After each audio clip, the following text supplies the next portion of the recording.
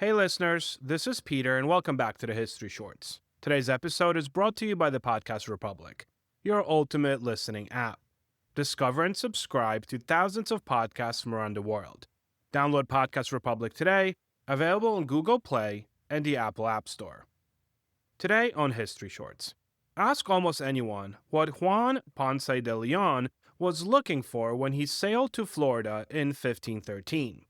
They will tell you the Fountain of Youth, a magical spring whose waters could restore youth, reverse aging, and grant something approaching immortality to whoever drank from it.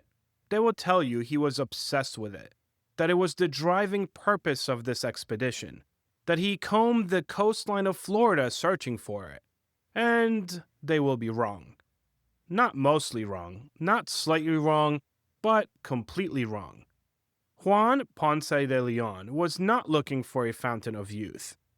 There is no contemporary evidence, not a single document written during his lifetime, that connects him to this legend at all.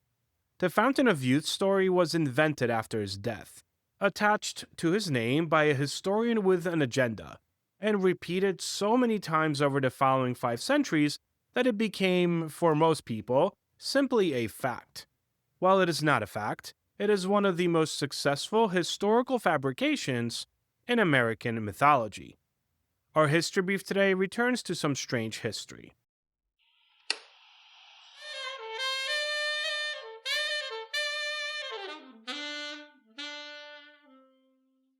A quick word from our sponsors. This day in history. On May 23, 1934, infamous outlaws Bonnie and Clyde were killed in a police ambush in Louisiana, ending one of the most notorious crime sprees of the Great Depression era.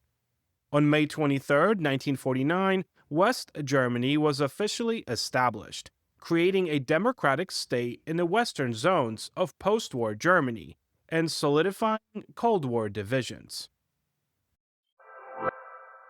Story of the day. Juan Ponce de León was born around 1474 in the Kingdom of León in what is now Spain. He was a soldier and an explorer of the generation that followed Columbus, one of the men who arrived in the Caribbean in the early years of Spanish colonization and spent their careers conquering, governing, and extracting wealth from the New World that Spain was rapidly claiming as its own. He was not a dreamer, nor was he a romantic. He was a conquistador in the most precise sense of that word, a man whose motivations were land, power, and wealth, and the social advancement that successful conquest could provide in the Spain of the early 16th century. He served in the conquest of Hispaniola. He became the first governor of Puerto Rico, an appointment that he secured through a combination of military effectiveness and political maneuvering, and which he subsequently lost when the political winds in Spain shifted against him. By 1512, Ponce de León was a wealthy and experienced colonial administrator in the late 30s who had just been stripped of his governorship and was looking for a new opportunity. He applied to the Spanish crown for a patent, a license to explore and claim territories to the north of the Caribbean. He was looking for land. He was looking for people to subjugate, and specifically looking for gold. He was looking, in other words, for exactly what every other Spanish explorer of his era was looking for. He was certainly not looking for a fountain. He sailed from Puerto Rico in March of 1513 with 3 ships, and arrived on the eastern coast of what is now Florida in April of that same year.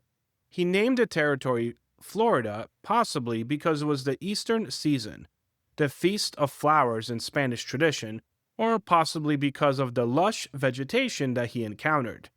Historians still debate the precise location of his first landfall. What is not debated, however, is what he was doing there. He was exploring the coastline, assessing the territory's potential for colonization, and making contact, usually violently, with the indigenous population, and gathering information to support a future settlement claim. He sailed south along the Florida coast, around the Keys and up the Gulf Coast before returning to Puerto Rico. He had found a substantial landmass with indigenous inhabitants and strategic value as a colonial territory. He had not found a fountain, and he had not been looking for one, as I've been trying to say. His own accounts of the expedition, the documents that survive from the voyage, mention no such quest. So, where did this Fountain of Youth story come from? Well, the answer is a Spanish historian named Gonzalo Fernández de Oviedo y Valdez, known simply as Oviedo, who wrote a history of the Spanish Indies published in 1535, just 14 years after Ponce de Leon's death. Oviedo, who had no particular affection for Ponce de Leon, included in his history an account that connected the explorer to native stories about rejuvenating springs somewhere in the north of Cuba. The framing was not entirely flattering. Oviedo's account suggested that Ponce de Leon was silly enough to take such stories seriously, that he had in effect been fooled by indigenous informants into searching for something that did not exist. Later historians and writers picked up the thread, elaborated on it, romanticized it, and gradually transformed what had been a dismissive anecdote in one historian's work into the defining narrative of an entire life of one person. By the 19th century, the Fountain of Youth story was firmly attached to Ponce de Leon. By the 20th century, it was in every American schoolbook. By the 21st century, St. Augustine, Florida, which claims to be near the site of Ponce de Leon's first landfall, had a tourist attraction called, you guessed it, the Fountain of Youth Archaeological Park, where visitors can drink from a spring and have their photograph taken. The spring has no documented connection to Ponce de Leon whatsoever. It is, in every meaningful sense, a tourist trap built on a myth, built on a misleading, built on a hostile historian's footnote. The real Ponce de Leon is in many ways a more interesting figure than the legend. He returned to Florida in 1521 with a larger expedition, 2 ships, 200 men, horses, livestock, and agricultural equipment, with the intention of establishing a permanent settlement on the Gulf Coast of the peninsula that he had explored 8 years earlier. The indigenous people who had encountered Spanish explorers before and had no interest in a repeat of what that contact had produced, attacked the landing party almost immediately. In the fighting, Ponce de Leon was struck by an arrow. The wound became infected. He was evacuated to Cuba, where he died in July of 1521. He was approximately 47 years old. He had spent his careers pursuing land, wealth, and colonial authority. He had found Florida, a genuinely significant discovery that would eventually become the site of the oldest continuously occupied European settlement in the continental United States. And the ultimate irony of this story is this: the man history remembers as the great seeker of immortality died of an infected arrow wound at just 47. He was not granted any extra years. He was not granted a particularly good death. He was granted a legend he never sought and a quest he never undertook. The History Brief. The following comes to us from Strange History by the editors of the Portable Press. In 1939, the New York department store Bonwit Teller commissioned Spanish surrealist painter Salvador Dali to create a window display. Dali called it Day and Night.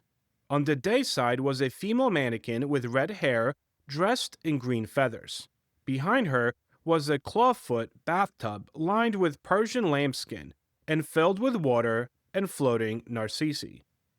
3 mannequin arms reached out of the bath water, each holding a mirror.